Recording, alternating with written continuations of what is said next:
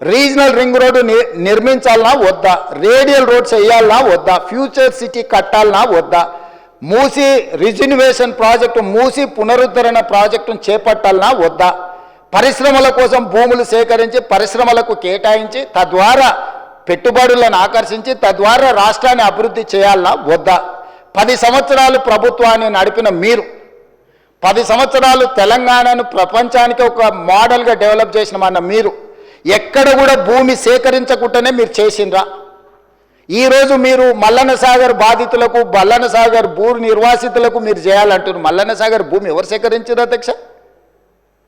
అధ్యక్ష, ఎవరి farm house దగ్గర ఈరోజు వారు అడిగితే నేను విచారణకు ఆదేశించడానికి సిద్ధంగా ఉన్నా అధ్యక్ష.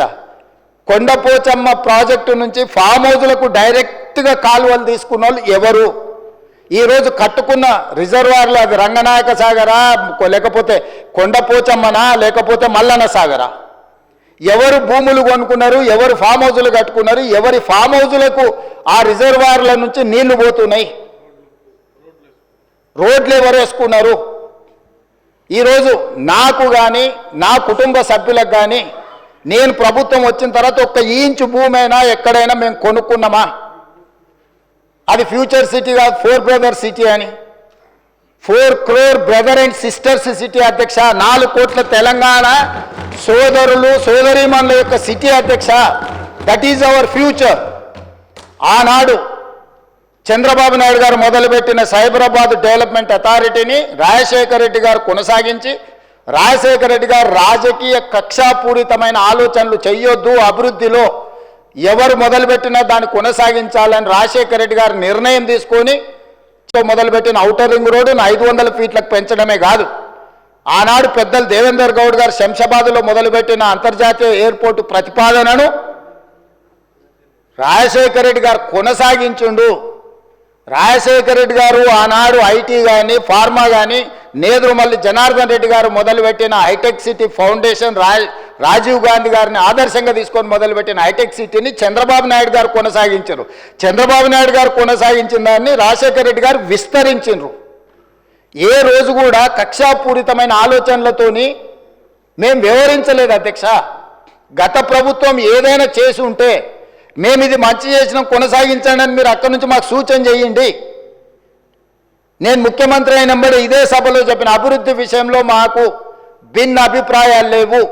గత ప్రభుత్వం ఏదైనా మంచి చేసి ఉంటే ఆ మంచిని కొనసాగిస్తామని ఇక్కడి నుంచే నేను స్పష్టంగా చెప్పిన. మీ సుదీర్ఘమైన అనుభవాన్ని ఉపయోగించి రాష్ట్ర ప్రభుత్వానికి సూచన చేయండి. ప్రతిదీ అడ్డుకునే ఆలోచన, ప్రతిదీ ఎట్లా చెడగొట్టాలనే ఒక కుట్ర, ఇది ఏ రకంగా మంచిది? ఈరోజు కామారెడ్డి దగ్గర ఒక రాకెట్ ధృవన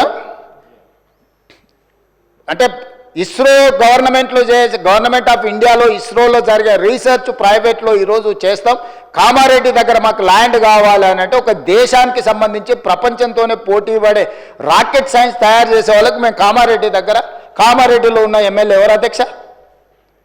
ప్రతిపక్షానికి సంబంధించిన ఎమ్మెల్యే. అంత మంచి సంస్థను అక్కడికి పంపించాలని ఎందుకు అనుకుంటున్నాం అధ్యక్ష? మాకేముంటుంది అధ్యక్ష? తెలంగాణ మొత్తం మాదే అధ్యక్ష.